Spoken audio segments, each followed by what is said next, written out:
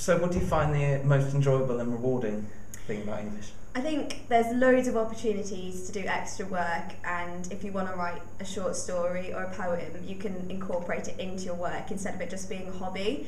So like with A2, we've got these logbooks, and if you just go out and write a poem, you can stick it in and it's part of your course instead of just writing a poem for no reason.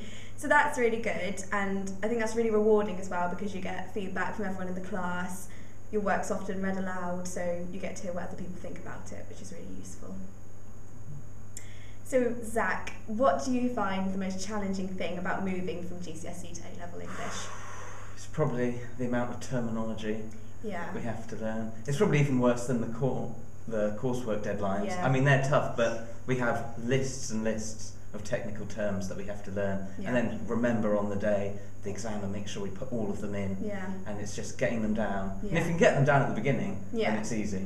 And if you've learned them, then that's... Well, that would help, learning them.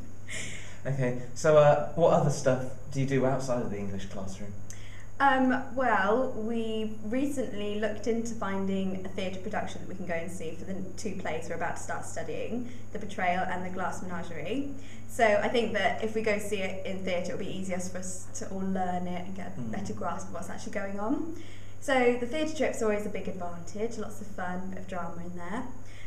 Also, as I said about, you get to write loads, you get to hear other people's work, and that really helps with your own coursework.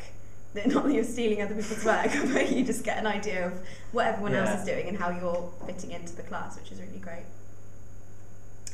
And Zach, the big question, how are you going to use English at university? Well, that's a good question because it's probably my main choice for choosing it because I actually want to be a writer as my career, and I want to study creative writing at university. So English is probably the most helpful subject I could ever choose.